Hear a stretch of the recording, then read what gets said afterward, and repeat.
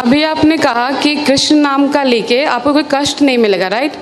अगर आप कृष्ण के शरण में जाते हैं तो आपको कोई कष्ट नहीं होगा, या जीवन में कोई कष्ट आने वाला है तो कृष्ण खुद हरण कर लेंगे। हमने ये तो नहीं कहा कि कष्ट नहीं आएगा। आपने ये कहा था कि अगर आप कृष्ण नाम लेते हैं तो 100% गारंटी कि अगली योनि आपको इंसान की मिलेगी, मनुष्य का मिल जाए। जी, ये गारंटी कैसे लेते हैं आप?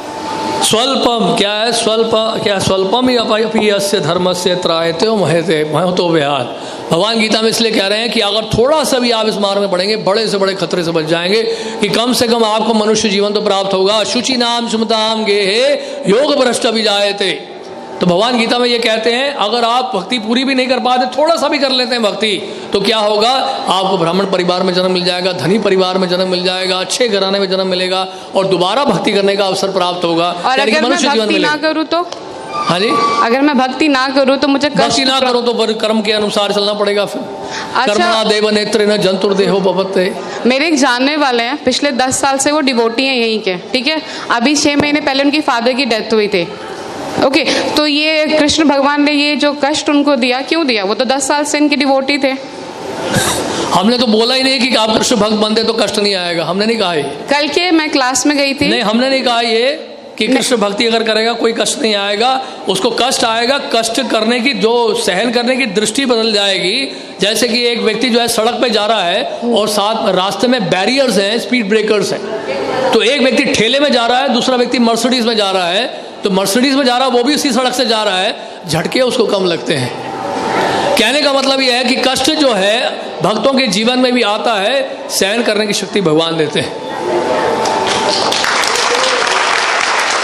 यानी कि जहां पे पांव कटना होता है वहां पे सुबह चुभती है केवल आपको। तो कष्ट तो आएगा ही आएगा, ऐसा कभी ना सोचें कि हम कृष्ण भक्ति में लग गए तो हमारे जीवन में कोई कष्ट नहीं आएगा। इनफैक्ट भक्त तो प्रार्थना करते हैं भगवान से कि हमें और कष्ट दीजिए। विपदा संता ता शाश्वत तत्र तत्र जगत गुरु भवद दर्शनम स्याद पुनर्भव दर्शनम। आप कुंती महारानी कह रही हैं आप हमें और कष्ट दीजिए, और कष्ट दीजिए, और कष्ट दीजिए, क्योंकि आप अगर कष्ट देंगे तो आप ही का स्मरण करेंगे। अब आपका स्मरण करने का मतलब ये है दोबारा जन्म मृत्यु जरा व्याधि के संसार में दोबारा नहीं आना पड़ेगा। तो आपका कहने का ये मतलब है कि अगर आप कृष्ण, मतलब कुछ भी हो जाए भगवान कृष्ण के शरणों में रहो हमेशा। बस ये है पॉइंट। लेकिन कोई पॉइंट नहीं, बिल्कुल बहुत बढ़िया पॉइंट बोला आपने, तालियां बजाइए इनके लिए। एक मिनट, ये कोई पॉइंट नहीं होता। अगर भगवान कृष्ण के शरण में नहीं हो तो मेरे पास जरूरी कि मुझे कष्ट, मतलब कष्ट तो वैसे भी आना है जिंदगी में, चाहे मैं रहूं या ना रहूं। कष्ट तो जिंदगी में आना है, लेकिन यहाँ से कष्ट का निवारण आपको दिया जा रहा है हमेशा के लिए। जन्म मृत्यु जरा व्याधि के चक्र से आपको हमेशा के लिए छुटकारा पाने का एक सुअवसर प्राप्त हो रहा है। भगवान की सेवा में लगे, एक जीवन आप कृष्ण की सेवा में दे दो, कृष्ण आपको वापस लेके चले जाएंगे। तो आपका कहने का मतलब है कि मैं कृष्ण के शरण में जाती तो अगले जन्म में मुझे इंसान क्या ही वो मिलेगा, इंसान का मिलेगा। और अगर अच्छी तरह से भक्ति करेंगे तो भगवान के धाम में भी जाएंगे। ये तो मरने के बाद किसने देखा है कि कौन कहाँ जा रहा है?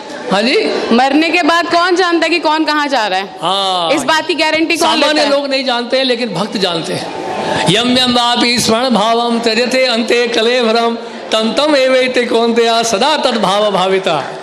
अंत काल में जिसका भी आप स्मरण करेंगे उस तरह का शरीर आपको मिलेगा। भगवान गीता में कह रहे हैं। तो आपके भक्त जानते हैं कि मरने के बाद कौन कहाँ जा रहा है, राइट? हाँ, 100%। तो मैं उन भक्त से मिलना चाहती हूँ एक बार। जरूर मिलिएगा, क्योंकि मुझे भी जानना है कि कैसे उनको पता चल रहा है कि मरने के बाद जा रहे हैं। उसके लिए आपको प्रोसेस अप्लाई करना पड़ेगा। जिस तरह से कोई आईआईटी के बारे में जानना चाहता है तो हम उसको क्या बोलेंगे, आईआईटी में पहले एडमिशन तो ले लो, आईआईटी में जो सिलेबस उसको तो फॉलो कर लो, वहाँ के प्रोसेस को तो फॉलो कर लो, वहाँ के रूल्स एंड रेगुलेशंस को फॉलो कर लो। इट्स अ काइंड ऑफ फोर्समेंट कि आप किसी को फोर्स कर रहे हैं कि जबरदस्ती हम किसी को फोर्स नहीं कर रहे हैं। आपकी इच्छा आप आइए, नहीं इच्छा मत आइए। यथा इच्छसी तथा गुरु भगवान गीता में कहते हैं। भगवान क्या कहते हैं? किसी ने सुना तो नहीं है ना? भगवान कृष्ण गीता में 18वें अध्याय में कह रहे हैं। भगवान, एक मिनट, ये सिर्फ आपने बुक प्रिंटेड पढ़ा है, किसी ने पर्सनली सुना है भगवान को? पर्सनली किसी ने भी नहीं सुना है। जिस तरह से 2+2 4 आपने अपने टीचर से सुना, उन्होंने अपने टीचर से सुना, हमने अपने गुरुदेव से सुना। तो गुरुदेव हमने प्रभुपाद से सुना। जैसा स्कूल में जाते हैं तो टीचर सिखा रहे 2+2 4 गए थे सुनने कृष्ण भगवान से। आप अपने टीचर से कभी आपने पूछा है स्कूल में अपने टीचर से what is the proof that 2+2 is 4?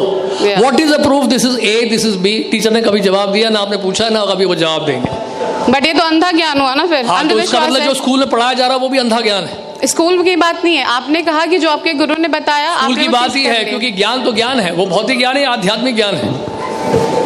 भौतिक ज्ञान में आप विश्वास कैसे कर लिए कि 2 + 2 4 होता है? आप कैसे मान लिए ABCDEFGHIJ है? आपने कैसे विश्वास कर लिया अल्फाबेट्स को? टीचर कहता मैंने अपने टीचर से सुना, वो टीचर कहता मैंने अपने टीचर से सुना, राइट? ये है सिस्टम ऑफ अथॉरिटीज को कहते हैं डिसेंडिंग प्रोसेस। इसी तरह से गुरु परंपरा के माध्यम से, एक प्रमाणिक गुरु परंपरा के माध्यम से हम जान पाते हैं भगवान कृष्ण की शिक्षाओं। सबसे पहले आपको ढूंढना पड़ेगा कौन सी यूनिवर्सिटीज हैं बोनेफाइड हैं, कौन से स्कूल हैं जो रिकॉग्नाइज्ड है CBSE के द्वारा। उसी तरह से वैश्विक सिद्धांत को समझने के लिए, इस आध्यात्मिक ज्ञान को प्राप्त करने के लिए हमें सबसे पहले ढूंढना पड़ेगा कि प्रमाणिक स्रोत कहाँ कौन सा है जिससे हम भगवान कृष्ण के बारे में जान सकें। इसके लिए हमें शास्त्र पढ़ने पड़ेंगे। तो उन शास्त्रों में इस प्रकार से वर्णित है। और बताइए। बस ठीक है।